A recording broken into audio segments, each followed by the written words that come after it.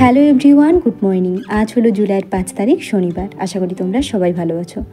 তো যাই হোক, এই যে ওর ডিউটি থেকে বাড়িতে ফিরলো। আসলে কাল তো শুক্রবার ছিল, তো কাল থেকে ওর নাইট শিফটে ডিউটি শুরু হলো আর কি। এখন এক সপ্তাহ এই নাইট শিফটেই ডিউটি চলবে।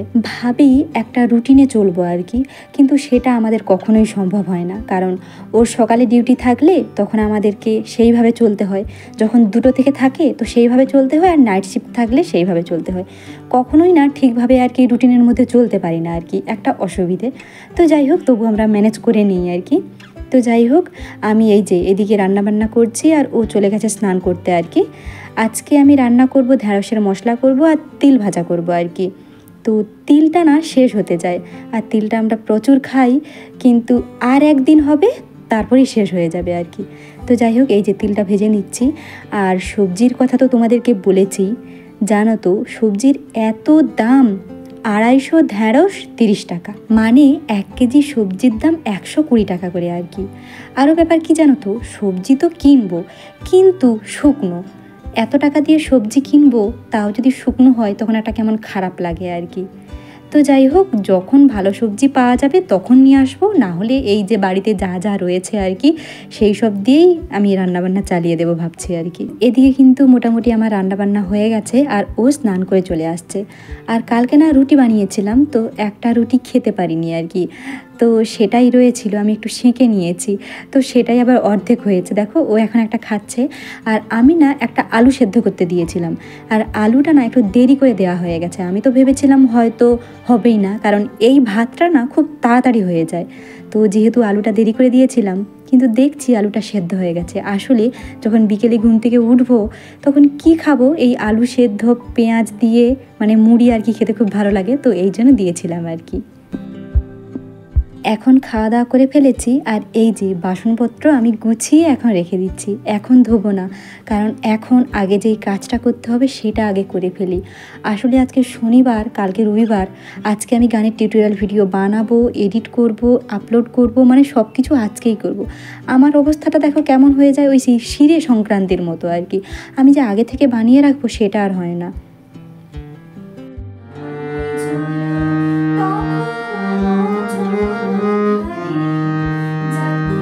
এই যে দেখো, শান্তিতে একটু যে গান করব সেটাও হবে না। ওই মাছিগুলো শুধু এপাশ ওপাশ, মানে ওই হারমোনিয়ামের উপর দিয়ে এপাশ ওপাশ দিয়ে শুধু উড়ে বেড়াবে আর কি। আর একটা জিনিস কী জানো তো, আমি মাছিগুলো কখনোই দেখতে পাই না। যখন আমি ভিডিও করি তখনই দেখি আমার হাতে এসে বসে, না হলে ওই হারমোনিয়ামের রিডে এসে বসে। ভাবো তো, আমি ভিডিও করছি আর ভিডিওর মধ্যে যদি অমন থাকে কেমন খারাপ লাগে। এই জন্য আমি কী করি জানো তো, মানে আজকে যেমন ভিডিও বানিয়েছি, তো আজকে সারাদিন আমি না ওই জানলাটা খুলিনি আর কি, কারণ ওখান দিয়েই বেশি মাছি আসে। আবার যেহেতু এখন বর্ষাকাল, আরও বেশি বেশি মাছি আসে আর কি। তো যাই হোক, গান তো করে ফেলেছি, পরে এডিট করব, কিন্তু তার আগে এখন এই যে কাজগুলো ফেলে রেখেছিলাম আর কি, সেগুলোই করে নিচ্ছি। এই যে দেখো, শ্যাম্পু জল দিয়ে যে পরিষ্কার করে না, দেখো কত সুন্দরভাবে পরিষ্কার হয়ে যায়। শ্যাম্পু জলটা স্প্রে করে দিই, তারপরে এই যে কাপড়টাতে করে মুছে দিই, তাতেই দেখো খুব সুন্দর কিন্তু পরিষ্কার হয়ে যায় আর কি। জানো তো, কাল রাত্রে ও যখন ডিউটিতে বেরিয়ে যায়, আমার শরীরটা ঠিকই ছিল। ও হয়তো হাই রোডেও উঠতে পারেনি, হঠাৎ করে আমার গাটা না কেমন গুলিয়ে উঠলো, আর পেটটা খুব কনকন করে উঠলো। মানে আমার শরীরটা এতটাই খারাপ লাগছিল যে আমি কি করব বুঝতে পারছিলাম না। তো আমি ভাবলাম তাহলে ওকে ফোন করে ডেকে নিই, যেহেতু ও হয়তো হাই রোডেও তখনও উঠতে পারেনি আর কি। তো তারপর আমার মনে হলো একটু বাথরুম থেকে ঘুরে আসি। তো বাথরুম থেকে ঘুরে আসার পর শরীরটা আমার একটু ভালো লাগলো আর কি। তার আগে আমার এমন অস্থির হচ্ছিল যে আমি মানে কী বলবো, কী করবো বুঝতে পারছিলাম না। কারণ আমি একাই থাকবো, যদি রাত্রে কোনো অসুবিধে হয় আর কি, ভয় পেয়ে গেছিলাম আর কি। তো ভেবেছিলাম ওকে তাহলে ফোন করে ডেকে নেব, কিন্তু তারপর যখন বাথরুম থেকে ঘুরে এলাম তখন দেখছি শরীরটা ভালো লাগছে।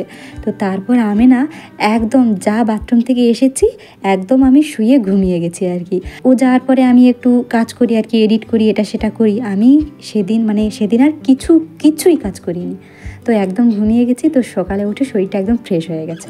জানো তো, আগে না খুব ভয় করতাম, মানে যখন পুনেকে আসেনি, তো ওকে আমি বলতাম যে তুমি যখন ডিউটিতে চলে যাবে, যদি আমার কোনো অসুবিধে হয় তখন আমি কি করব, কাকে ডাকবো, কাকে কি বলবো, এগুলো খুব ভাবতাম আর কি। তো তারপর এখানে থেকে থেকে অভ্যাস যা হয়ে গেছে, আর মনে হতো না আর কি। কিন্তু যখন এমন পরিস্থিতির মধ্যে আমি পড়ি তখন না আমার আবার ভয় লেগে যায় আর কি, যে কী করব বুঝতে পারি না। সমস্ত রকমের ওষুধ রয়েছে, কিন্তু আমার তবু ভয় লেগে যায়। আমার মনে হয় যে ওই সময়টাতে ওষুধটা যদি কেউ হাতের সামনে দিয়ে দেয় তাহলে খুব ভালো আর কি। ভয় পেয়ে গেছিলাম খুব। তো বাসনপত্র ধোয়া হয়ে গেছে, এবার ভেবেছি স্নান করতে যাব, কিন্তু বাথরুমে গিয়ে দেখলাম যে এখনও কাজ পড়ে রয়েছে। আসলে ও যেই বুটগুলো পরে যাচ্ছিল সেগুলো পরে না আর হাঁটা যাচ্ছে না রাস্তাতে, আসলে এত কাদা হয়ে গেছে। তো এখন সেগুলো আমাকে পরিষ্কার করে রাখতে হবে আর কি। তো যাই হোক, তারপর তো ওই সব কিছু কাজকর্ম করে স্নান করে নিয়েছি। আর এই যে বিকেল হয়ে গেছে, ও ঘুম থেকে উঠে গেছে। তারপর আমরা ওই যে আলু সেদ্ধ, পেঁয়াজ দিয়ে, লঙ্কা ভাজা দিয়ে মুড়ি খেয়ে নিয়েছি। আর এই দেখো অঝোর ধারায় বৃষ্টি পড়ছে আর কি। সারাদিন ভুল বলছি, মোটামুটি 2 মাস মতো আমি না রোদটাই দেখিনি, মানে সূর্য তো আমি দেখতেই পাই না, রুমের মধ্যে থাকি, রোদটাই দেখিনি। সারাক্ষণ ওই ঝরতেই আছে, স্যাঁতস্যাঁত করছে পুরো চারদিকটা, ঠান্ডা, ভালো লাগছে না আর কি। তো যাই হোক, আমি এখন রুমে একাই রয়েছি, ও নেই। তো বৃষ্টি দেখছি। আর এমন কি জানো তো, মাথায় তো আমি এখন জল দিচ্ছি না, সপ্তাহে একদিনই ওই শ্যাম্পু করি আর মাথায় জল দেইনি, খুব চুল উঠছে। আর মানে বৃষ্টির জন্য আমার মনে হচ্ছে চুলগুলোও না আমার স্যাঁতস্যাঁত করছে আর কি, কেমন একটা গন্ধ হয়ে গেছে আর কি। আর জানো তো, ও বেরিয়ে যাওয়ার পর থেকে না আমাকে খুব যেন একা একা লাগছে। এমনিতে না আমি কখনোই বোর হই না, কারণ আমি একটা না একটা কাজ ঠিক খুঁজে পেয়ে যাই করার মতো আর কি। কিন্তু আজকে জানি না আমাকে এত বোর লাগছে, আমি কি করব বুঝতে পারছি না। তো ভাবলাম অনেক দিন ধরে না অনেক কাজ করা হয়নি আর কি। আসলে ব্লগ ভিডিও এডিট করা, গান, এটা সেটা, মানে বাড়ির টুকটাক মানে যেই কাজগুলো করার আগে প্রয়োজন, তো সেই কাজগুলো করে নিতাম। এই যে পোশাক আশাকগুলো গুছিয়ে যে রাখবো সেগুলো হয় না আর কি। আর ব্যাপার কি জানো তো, আমি যতই ভালো করে গুছিয়ে রাখি না কেন, ও যখন নেবে, একটা পোশাক নেবে তো 10টা পোশাক ফেলে দিয়ে চলে যাবে আর কি। আর তোমরা তো হয়তো লক্ষ্য করেছো, আমি ভিডিওতে দেখিয়েছি, মানে পোশাকগুলো যে গুড়িয়ে রাখবে সে সবকে ওই মুছড়ে রেখে দেয় আর কি। তো আমি সময় পাই না আর কি সবসময় গুছিয়ে রাখার। তো এখন এই যে বোর হচ্ছিলাম, ভাবলাম সেই কাজগুলো করি। খুব বিরক্ত লাগছিল জানো তো, মানে একা একা রয়েছি, ভালো লাগছিল না আর কি, যে কী করব। এই যে কাজগুলো করছি না, তাতেও যেন মনে আমি শান্তি পাচ্ছি না আর কি। আর দেখো, ওদের শুধুমাত্র ওই দড়ি থেকেই পোশাক নেয়, ফেলে দেয়, ওটা কিন্তু নয়।